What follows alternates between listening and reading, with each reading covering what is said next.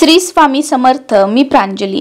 23 एप्रिलला आहे चैत्र पौर्णिमा आणि त्याचबरोबर हनुमान जयंती.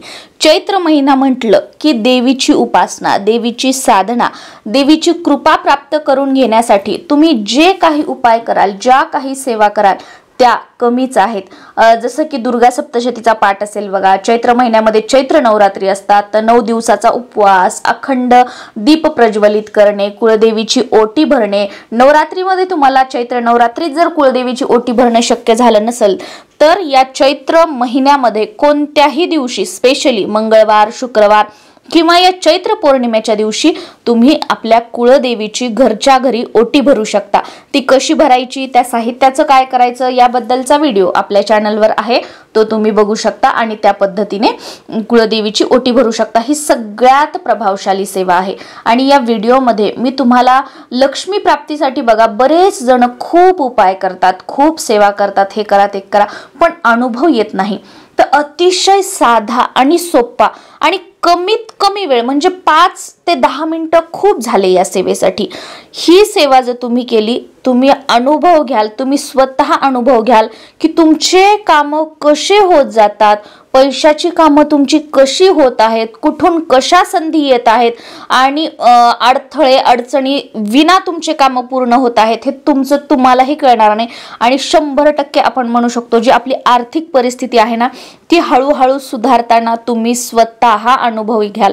बरेच जण बघा असं म्हणतात की माझे मिस्टर खूप काम करतात, खूप कष्ट करतात, पण त्याचा योग्य तो मोबदला मिळत नाही किंवा पैसा जो येतो तो घरात टिकत नाही, लोकांचा देण्यामध्ये जातो. किंवा तुम्ही कष्ट जास्त करताय पण तुमच्या कष्टा एवढा योग्य तो मोबदला जो आहे तो तुम्हाला मिळत नाहीये. म्हणजे कुठेतरी आपलं लक काम करत नाहीये, नशिबाची साथ मिळत नाहीये, माता लक्ष्मीची कृपा होत नाहीये. तर त्या सुद्धा तुमच्या गोष्टी होतील. आणि तुम्ही मनामध्ये इच्छा ठेवून, समजा तुमचा कुठेतरी पैसा अडकलेला आहे, तुम्ही कोणाला तरी दिलेला आहे आणि समोरचा व्यक्ती देत नाहीये, तर तुम्ही मनामध्ये इच्छा ठेवून जरी ही सेवा केली, समोरचा व्यक्ती आपोआप म्हणजे काहीही आडेवेडे न घेता तुमचा जो पैसा आहे तो शांतपणे तुम्ही मागितल्यानंतर थोडे थोडे का होईना, एकदम का होईना, पण तुमचा पैसा तुम्हाला देईल. तुमचा पैसा डुबणार नाही. त्याचबरोबर तुमचा उद्योगधंदा, व्यवसाय चांगला चालत नाही, तो चालू लागेल. समजा तुमचे मुलं, तुमचे मिस्टर वर्षानुवर्ष एकाच कंपनीमध्ये एकाच पोस्टवर काम करतायत किंवा पगारवाढ होत नाहीये, त्याच पेमेंटवर काम करतायत, तर तुम्हाला जे आहे त्याच्यापेक्षा चांगल्या पगाराची किंवा तुमच्यासाठी जे योग्य आहे तशी संधी तुम्हाला मिळेल आणि त्या संधीचं सोनं होऊन त्याचा योग्य तो मोबदला सुद्धा तुम्हाला मिळेल. एकंदरीतच काय की माता लक्ष्मीची कृपा जी आहे ती चहूबाजूने आपल्यावर होईल. आता तुमच्याकडे नॉलेज खूप आहे, तुमच्याकडे माहिती खूप आहे, पण तुम्हाला जर संधीच आली नाही तर तुम्ही त्या संधीचं सोनं कसं करणार? तर या उपायाने धनप्राप्तीसाठी, लक्ष्मी प्राप्तीसाठी वेगवेगळ्या म्हणजे चहूबाजूने तुम्हाला संधी येतील आणि त्यावर काम केल्यानंतर तुम्हाला यश सुद्धा मिळेल. इतकी प्रभावशाली. मी स्वतः ही जी सेवा आहे ती कित्येक वर्षापासून करत आहे आणि मी असं नाही म्हणणार की चला एका रात्रीतच हे होईल, एका तासातच हे होईल, पण जसं जसं तुम्ही कंटिन्युटी मध्ये ही सेवा कराल ना, म्हणजे मी स्वतःवरून सांगते, अनुभव सिद्ध तुम्हाला बदल दिसतील. जे आपण म्हणतो ना की दरिद्रता नष्ट करणार, दरिद्रता दूर करणार अशी ही सेवा आहे. ताई, दादा, मुलं, मुली अगदी कोणीही ही सेवा करू शकतात. त्यासाठी असं काहीही बंधन नाही की मी करू शकते का तू करू शकते, काही नाही. फक्त या सेवेसाठी आपल्याला कमळगट्ट्याची माळ लागणार आहे. कमळगट्ट्याची माळ तुम्हाला जिथे पूजा साहित्याचं दुकान आहे तिथे तुम्हाला कमळगट्ट्याची माळ मिळून जाईल आणि खूप काही महाग नसते. आता कोणी म्हणेल की मी ओरिजिनल आहे, ही 500ला आणि ही 700ला, असं काही नाही. मला वाटतं 100-150ला तुम्हाला कमळगट्ट्याची माळ जी आहे ती मिळून जाईल, इझिली मिळून जाईल. किंवा तुम्ही केंद्रामध्ये बघू शकता, केंद्रातून तुम्ही घेऊ शकता. बघा, आपला भाव महत्वाचा आहे. नाही मग इथूनच घेतल्यावर खरी भेटणार, इथूनच खोटी भेटणार, नाही. तुम्ही कुठून 2 लाख, 1000, 2000 देऊन जरी खरी माळ तुम्ही आणली किंवा कमळगट्ट्याची माळ स्पेसिफिक लोकांकडून किंवा ह्या दुकानातून त्या दुकानातून आणली आणि त्या सेवेमध्ये तुमचा भावच नसेल, मग ती किती का महागाची असेल आणि किती का खरी असेल ना, तुम्हाला अनुभव येणार नाही. पण ठीक आहे, तुम्ही लोकलच्या दुकानातून आणा, कुठे आणा, तुम्ही श्रद्धेने, विश्वासाने ती माळ आणली आणि त्याच्यावर जर तुम्ही हा उपाय केला, ही सेवा केली, तर 100% तुम्हाला त्याचा अनुभव जो आहे तो येणार. कारण का?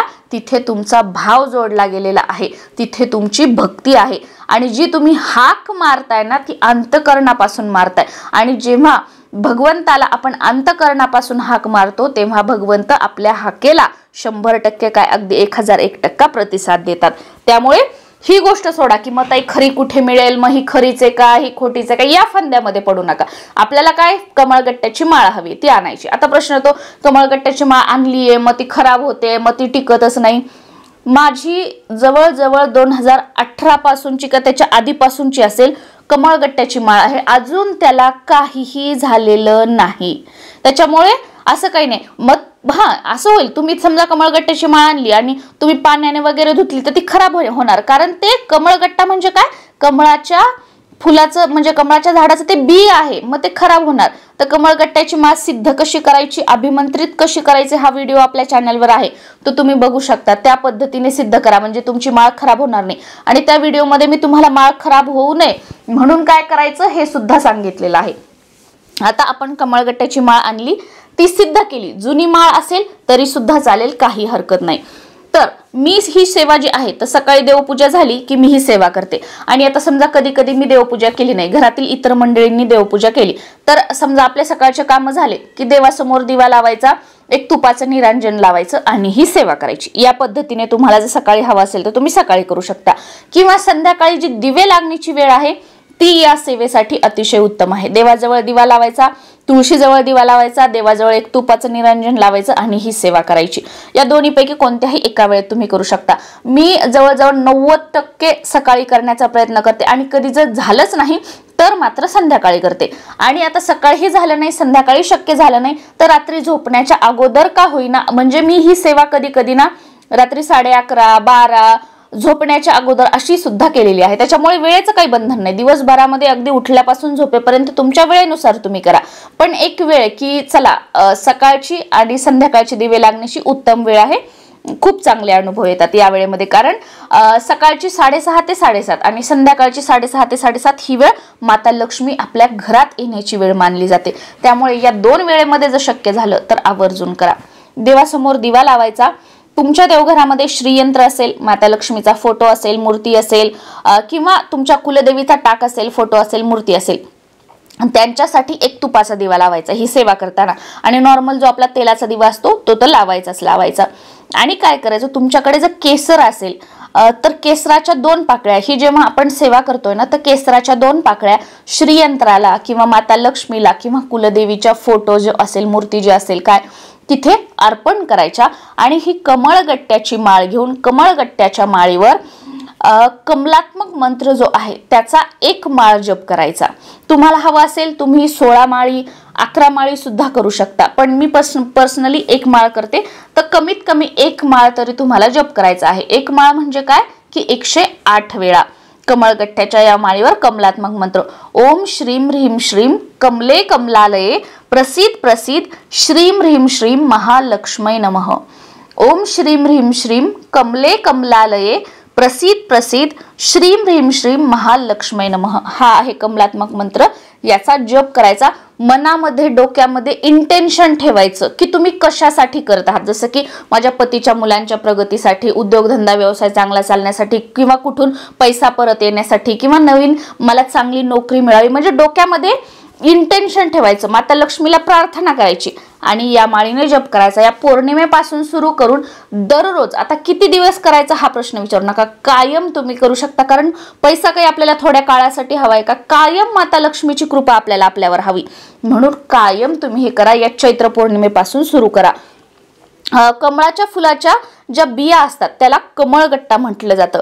कमळ हे माता लक्ष्मीचं आसन मानलं जातं. त्यामुळे कमळाच्या बियापाशी लक्ष्मी मातेचा सदैव वास असतो असं म्हणतात. म्हणून यश, कीर्ती, समृद्धी प्राप्तीसाठी कमळगट्टा माळ वापरतात. तिच्या वापराने आपण माता लक्ष्मीचा तुम्हाला जो कोणता मंत्र येत असेल त्याचा जप करू शकता. पण हा जो मंत्र आहे ना लक्ष्मी प्राप्तीसाठी मी सांगितलेला अतिशय प्रभावशाली आहे. जसं आपण बघा महादेवाची किंवा इतर देवी देवतांची आराधना करण्यासाठी जसं की आपण रुद्राक्षाची माळ किंवा तुळशीची माळ वापरतो, तसं माता लक्ष्मीची उपासना करण्यासाठी जी कमळगट्ट्याची माळ आहे ती वापरली जाते. खूप चांगले अनुभव येतात. त्याचबरोबर शुक्रवारी कमळाच्या बियाची म्हणजे मखानाची खीर आणि कमळगट्ट्याची माळ देवी लक्ष्मीला अर्पण करावी। म्हणजे शुक्रवारी तुम्ही काय करू शकता, मखानाची खीर, ती नसेल तर आपली साधी तांदळाची किंवा शेवयाची खीर बनवू शकतो, त्याच्यामध्ये थोडंसं केसर टाकायचं, त्याचा माता लक्ष्मीला नैवेद्य दाखवायचा, कमळगट्ट्याच्या माळेवर जप करायचा आणि माता लक्ष्मीचा फोटो किंवा कुलदेवीचा फोटो मूर्ती असेल किंवा श्रीयंत्राभोवती ही कमळगट्ट्याची माळ ठेवायची आणि दररोज याच्यावर जो आहे तो आपल्याला मंत्र जाप करायचा आहे। आणि नैवेद्य जो आहे तुम्ही खिरीचा मंगळवार, शुक्रवार, पौर्णिमा, अमावस्या या अशा शुभ तिथीला दाखवू शकता। बघा तुम्हाला खूप चांगले या कमळगट्ट्याच्या माळेचे जे आहेत ते अनुभव येतील या सेवेचे। श्री स्वामी समर्थ।